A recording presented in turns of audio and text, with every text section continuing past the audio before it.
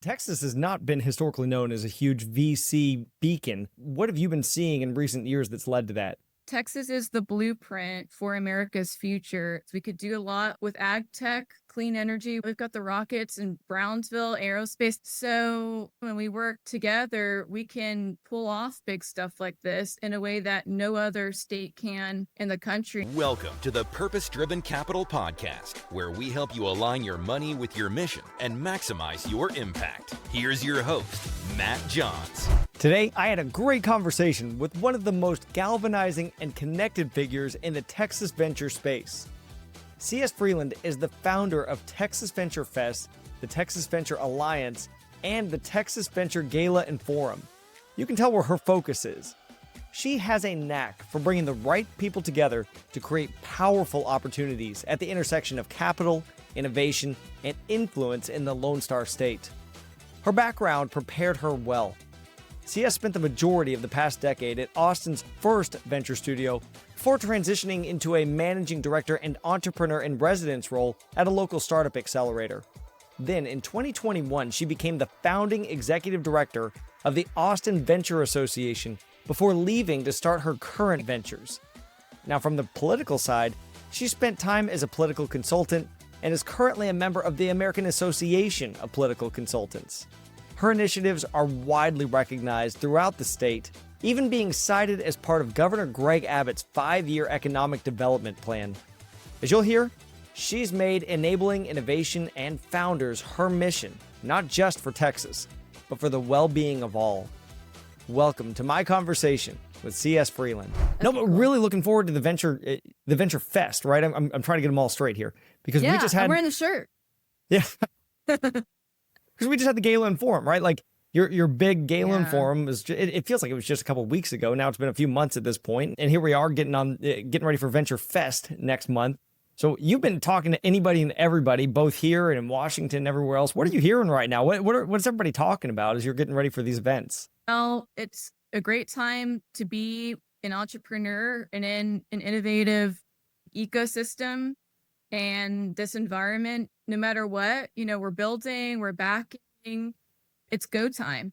So, I think in terms of, this country and especially Texas, entrepreneurs are our problem solvers for America and for Texas. And when they're supported and it's a great environment for them to build and back in, all of humanity could benefit. You know what I mean? So yeah. No, you said it's go time. What do you mean by it's go time? I know it's go time for you, of course, but it's always go time for you. So what do you mean by it's go time? It's go time, meaning it's time to really collaborate. When we work together and we're in unison, whether that's something like the Texas Venture Fest Day, one big day of celebration amplifies this whole community. It's good for entrepreneurs. It's good for the economy, and it's action oriented. That's something that I thought was the opportunity for Texas Venture Alliance, and even the verbiage, an ally. That's action oriented to me. It's a friendship, and it's together and collaborative. So that's what I mean by it's go time. Yeah, but it's kind of, to me, always go time. You're right. So you caught me. But how long did you start this event? I can't remember. I was trying to think. It was 5 years. It was more than that, I think, right? Yeah. Well, it really, for Texas, it came out of this moment, October 2022. Well, we basically were calling a venture crawl, like an Austin venture crawl with several Texas-focused venture capital firms, and Silverton Partners was the first VC that was like, hey, we should. Instead of, we also have a startup crawl, but with all the influx of new investors, starting in Austin and now all over Texas, it's a great opportunity to be promotional. And the context is, back then, there's so many new investors that grew all over Texas, this ecosystem, full spectrum types of investors, like angel investors all the way to growth equity. So it was a great time to just get to know our neighbors, and And so it's networking, but also the newsletter, the Texas Venture newsletter we started. So it's been years with that too. And just promoting all the other events and resources, news that's going on across the state. So, and that was the opportunity. Was we've got the biggest state in the continental US. So, that came with the challenge to be, unified. We needed some connective tissue, whether that's regular newsletter and events. But, Texas is such a big state. If we get this down, and, a lot of other states have seen what we've done here in a very short amount of time, it's because we are collaborative. And the last point I would make about that is this full spectrum type of investors and this ecosystem of entrepreneur support. It is everyone coming to the table with their own special motivation. What can they do? They can offer capital, they can offer acceleration, they can offer mentorship and programs and all that. So it's a big effort, and something like Texas could lead the way in that. Well, and Texas has not been historically known as a huge VC beacon throughout the country, but just in recent years, it's really ramped up. It's a very pro-business state, of course, but from a venture standpoint, it's really taken on a new life. I saw the other day where it's now the 4th largest VC state in the country. And I think that's by volume of investable dollars. So I'm just curious, you've probably seen a lot of that growth in the time because you've been the VC ecosystem for a long time now. What have you been seeing in recent years that's led to that? Well, we live and work in such a shape-shifting market. And it's, while a lot of interest and opportunity has been in the middle of the country because of now this new or renewed sense of, America, and, maybe that's defense tech and, new leadership from that standpoint, I think is probably one of the key drivers. But again, just natural to the Texas story is that we have a lot of space. We could do a lot with ag tech, clean energy. I think, now we've got the rockets in Brownsville, aerospace, the space bill. So again, when we work together, we can pull off big stuff like this in a way that no other state can in the country. And I think that means, obviously, the investment dollars in Texas has been attractive. And one of the things that I think has really driven that is the political push that we've seen from a national and a local, local perspective on their desire to see this kind of innovation happen in the state of Texas. And that was one of the things that was so awesome at the Gala and Forum. We had Kelly Loeffler there, and then Ted Cruz was there. And it just felt like there were a number of folks there. I'm trying to remember all of them, but you had a lot of really prominent people who were present there at that event, and you've just been making all kinds of connections. What value do you see in these kind of connections and drawing them into this community? Thanks for saying that. It was important to have, there's 4 different levels of this going on. We had a lot of the federal, we had presidential cabinet member, Kelly Loeffler, who's the head of the SBA, and a lot of SBA friends, executive team, regional folks come together at the gala.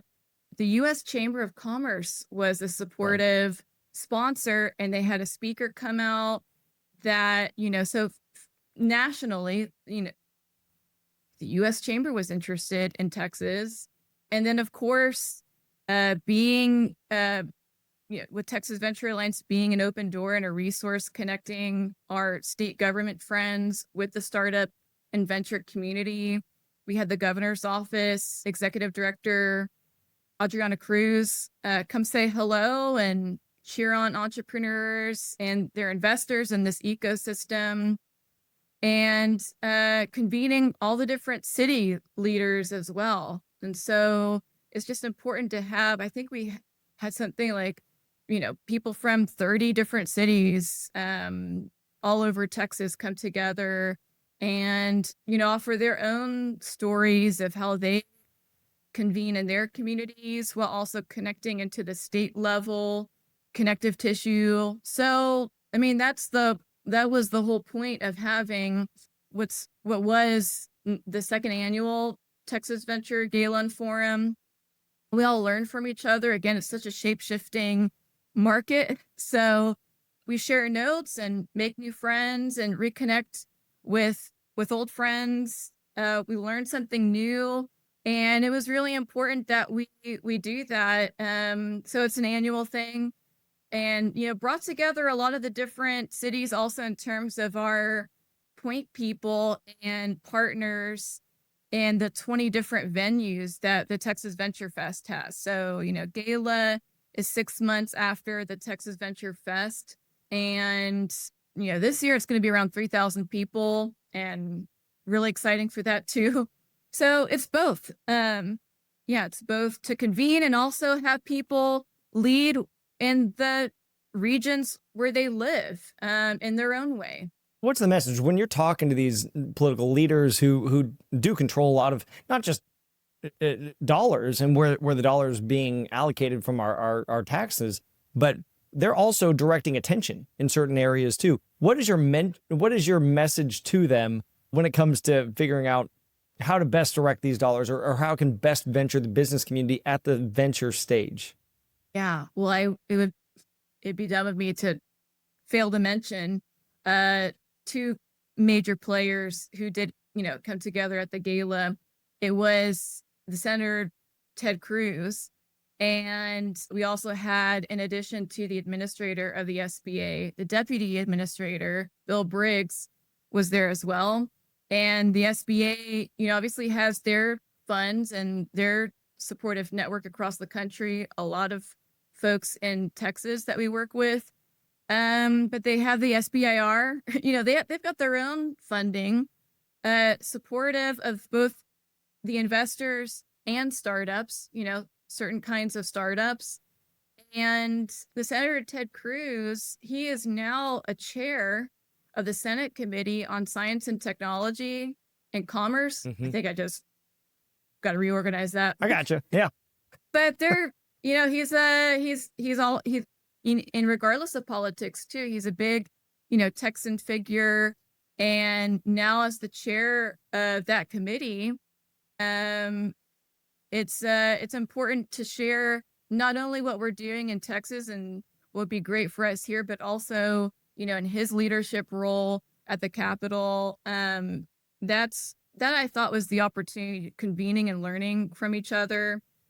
It's good to have this kind of all sorts of Texan leadership. So yeah, I don't know if that answered your question, but I think it's important.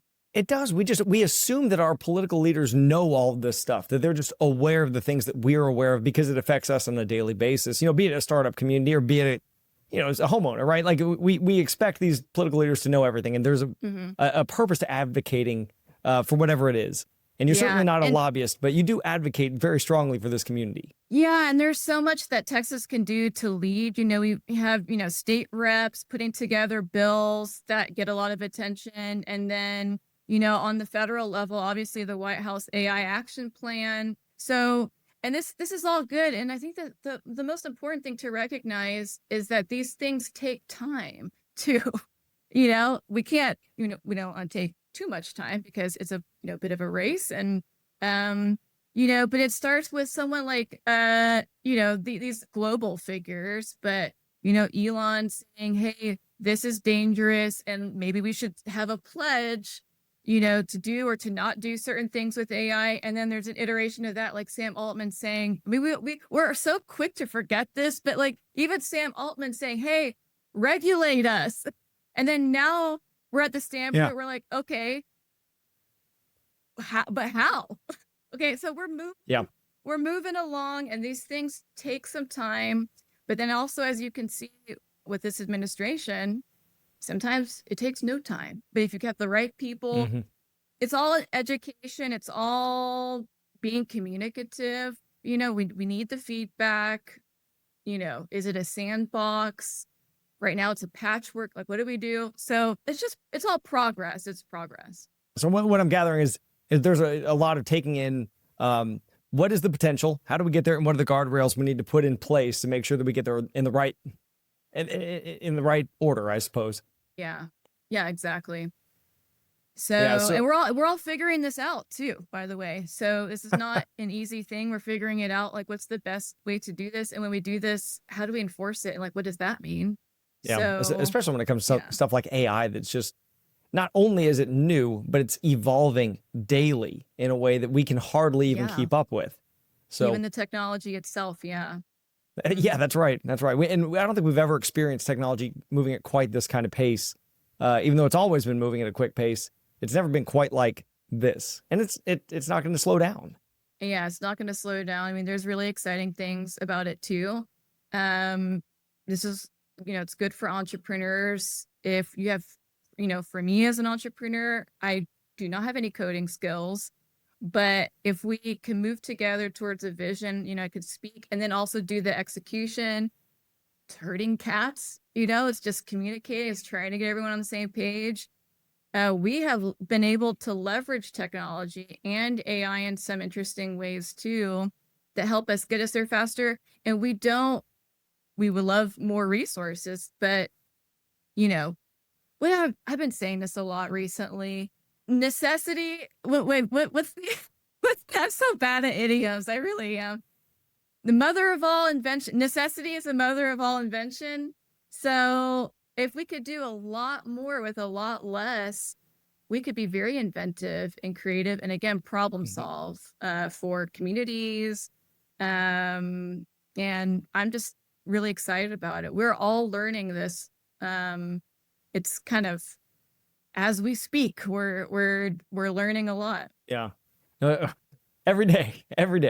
I kind of want to switch gears here too, because we're talking about government involvement and creating the roads and determining where the structure is going to be for all this. But what about investors, right? I mean, they're the driving engine of the startup world, are these individuals, oftentimes retail investors, in addition to VC firms. So where do you see their interest aligning right now? Well, of course, we're talking about AI. AI has been the buzzword for the past 2-3 years right now. But in addition to that, where do you see investor interest driving today? Yeah. Well, I should have brought some notes and a better update, but at least on the federal level, I know there's a concern there for capital gains tax. So that's something, an investor thing. There's something around capabilities for secondaries, the secondaries market. Yeah, it's big right now. Yeah. And then, something for emerging managers too. And I like actually talking about this in a broad way because it's an evolving situation, obviously. And we'll need more support, more education. But yeah, for emerging managers, broadening how many types of investors that they can have, the number of investors. Again, I should have brought my notes on this, but I just think, I'll put it like this. I just think it's such an exciting time when people think that there's these challenges, whether that's in Texas or across the country around innovation, investing, and all of this. We got to take a step back and then think, hey, because we have acknowledged that there's even a challenge and that there is something being done towards it, that's a good sign. Like I feel like we've come a long way or something. To even have a voice, to even have any attention in this community when there's all of these things going on, that's where my head's been at, And I say it like this even personally in my journey in, leading Texas Venture Alliance. We can think of ourselves like we should be doing a lot more. We should, stress ourselves out, and this is good. We're passionate, but it's the important thing for our community to know is how we fit in to the broader, like actual real life of things too. We could be in our own little world sometimes. And I remember this. Here's an actual story. Like I go to a Texas state policy conference by our state chamber of commerce, the Texas Association of Business, who their CEO, Glenn Hammer, is our chairman of Texas Venture Alliance. Awesome guy, by the way. Yeah. Yeah. And so he invited me to the conference. And I'm there super excited. I'm going to tell everyone. I tell people the story, and our community is growing and we're interested, and y'all are interested too, I think. But we have to realize that we sit inside of the broader economic development and, story of Texas and the country. And I think when we realize that, how we fit into the broader picture is just so important. And then maybe there's some creativity with that too. Like we were talking about a venture bill this morning, what can be done legislatively in Texas. And that's like, okay, well, realizing there's appropriations. We do have a rainy day fund. We also have this, like, what are the vehicles that can be used? Is it earmarking X amount of the rainy day fund? Or, we've got UTIMCO and all this. Maybe we should think about upping the focus back on Texas. That coupled with the federal stuff going on and Texas having a great story in defense and clean tech and dual use and all that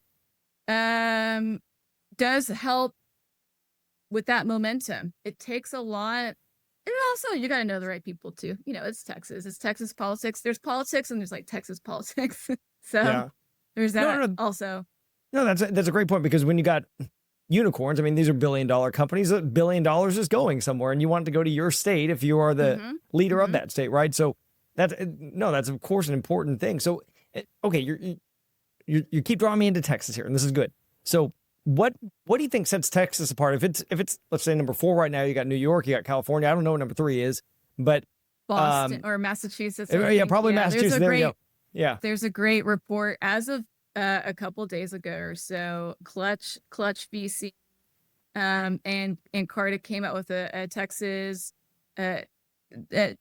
early stage startup report. And it's something that we just launched in our newsletter. And so, Google search it, or if you're a reader of the newsletter, it's in there. And I think it's going to be a recurring thing. But I think we just beat out Massachusetts as the next top spot. So we may be in that number 3. May have just snuck up there, huh? Snuck up there. So it's good. It's good. And then again, we should communicate that, promote. Then, I was talking to Clutch this morning about, Texas.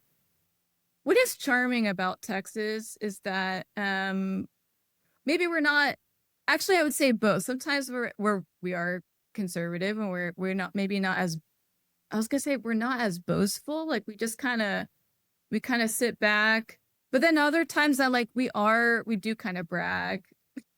Like Adriana Cruz, the executive director for the governor's office, she's like, it ain't bragging if it's true. So there's a little bit, there's both, We call it swagger, don't we? I mean, that's a swagger. Love that. And so it's good. It's important to have that information too, and collaborate, thanks to Carta and Clutch for that.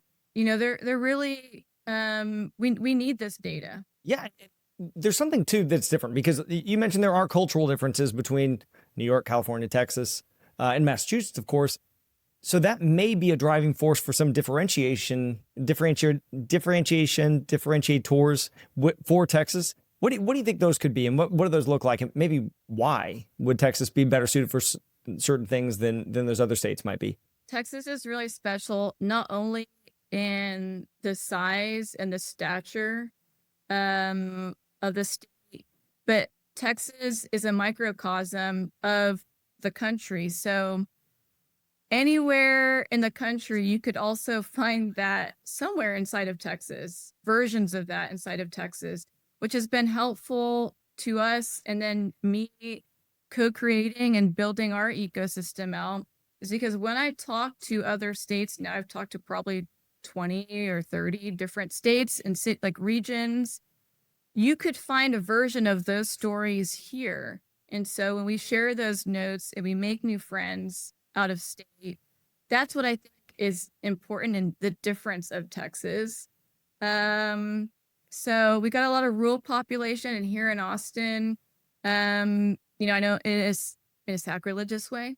I don't know if Austinites really love this, or Texans, but I do kind of joke that I love New York City, and I was like, I live in Manhattan, Austin, Texas. We have our own little Central Park down there, Republic Square or something. So yeah, it's a microcosm is my point. All right, we can have a little controversy on the show. That's all right. Yeah, you got to keep it interesting. Coming back to the investor community here, there is something unique about Texas. And I'm always curious, what is it that you think is driving investors here, specifically toward these kinds of deals and within that unique culture that we have here in Texas? No state income tax, I think, is a big deal, obviously. But, culturally, right now, one of the biggest investment trends is the focus on dual use. Texas is just so well positioned for that. Explain dual use really quick. We mentioned it a few times. Yeah, can be used for defense and also privately. I don't know if it's funny. I don't really think about what the definition is, but I think you nailed it, right? Cybersecurity, yeah, and things that can be used for defense. American dynamism. That's something. That's how I would define it. I mean, it's such a natural story to Texas. I can imagine, if investors move here and there's serendipitous moments, it's just such it's a story organic, such a natural organic story to our state. And being pro-business, we see starting 2 sessions ago, basically the space bill, $300 million, and a lot of attention on that. It's just a natural story to our state. So tying this back into the Texas Venture Alliance, the forum, the gala, the fest, all of it that's coming together. Where do you see that going in the next 2, 3, 5 years? One of the most special things I think about this community, the community that we've created together, we have seen leadership come out of Texas in places maybe that you wouldn't expect as much. And they lead in their own communities and connect them in their own way across the state with us. I think that it would be natural to use Texas as a blueprint for America. And that's, something that was the Governor Greg Abbott's theme of the state address earlier this year. Texas is the blueprint for America's future. And we have been, talking with a lot of different states and other regions out of the country. And I just love to even be a resource and help amplify people's leadership, and I think that is what makes it special. So yeah, of course, we're the State Trade Association for Innovation, and mentioned in the governor's 5-year economic development plan called Bigger, Better Texas, which was really exciting, and that was something that happened earlier this year. That was cool, yeah. Yeah, and it's just kind of crazy that we haven't really had a statewide innovation association just focused on that. Yeah, I think it's a really important time. There's no other ecosystem of entrepreneur support in a state that acts like us. So it has caught the attention of the rest of the country. Now I'm bragging because it's true. But I ain't bragging if it's true, right? That's the opportunity, is again, the same way I felt when I was leading a local association in venture. Mm-hmm. And I thought the opportunity was to take what we've learned there and work with other cities and amplify us as Texans. I think that there is an opportunity to do this with our friends out of state and think about the country. So that's the most special thing that I think that I could do, is if we could co-create this community, and out of it, we've created leaders, even with people who didn't even think that they could lead. And sometimes people don't really know how to. They feel stuck where they feel, like in their communities, what could they do? But, if anyone could see what we've built here at the Alliance as a platform, just to, maybe it's something as easy, going back to your point about just having a happy hour to convene in their community, whether that's, a couple hours after work, Texas Venture Fest. Oh, then do you want to invite speakers to use that as a platform to speak? And, then we see, sometimes chambers of commerce, economic development corporations, they see this as promoting their regions. They see it as economic development, new jobs, attracting new types of companies, diversifying their local economy. And then we just grow from there. I just realized that, so many people want to make a difference and they want to do something. Sometimes they just don't know exactly what to do. And I hope that if people see this interview, they see it as an invitation to just, they could come to the table in their own way. It doesn't have to be like, I've never even worked at a venture capital firm, by the way. People are like, how'd you do all this? It's a very different skill. I'm not a money manager, but this is what I can bring to the table in my own way. But, Live Oak, they've been a great partner of ours. They could put in money at a certain level and in a certain way. And then universities who are also now rethinking how they can be resourceful and work together and promote.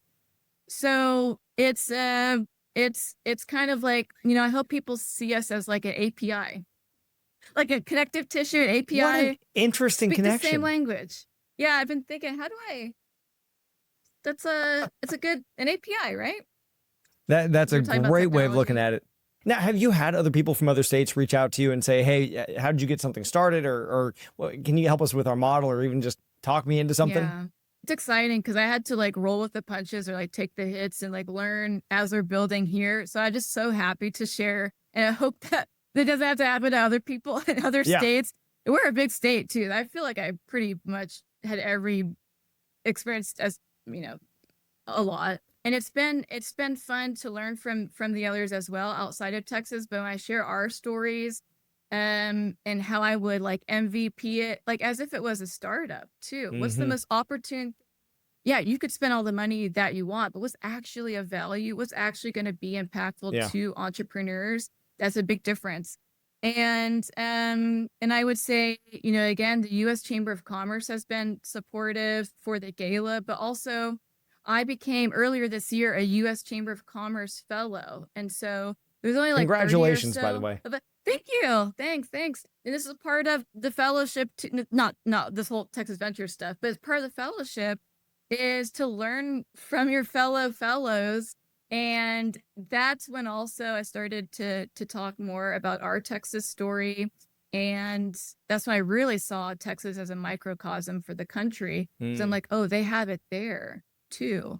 So through those types of programs, we can convene. And, the U.S. Chamber they're not, I guess, technically a lobby firm, but they do spend the most amount of lobbying dollars in the whole country. So, I mean, I'm basically... Really? Yeah, they are. Mm-hmm. Oh, I didn't know that. And I love that I was also accepted into the program because I'm a little bit of a black sheep. I'm not a Chamber of Commerce, but that was an indicator. There's a little bit of interest there the U.S. Chamber, they have a lot of, corporate members, but, accepting me into the fellowship was an indicator of like, this is a type of small business. Is a business that small? They have different, we have different concerns and needs and, risk, high risk, high reward. But,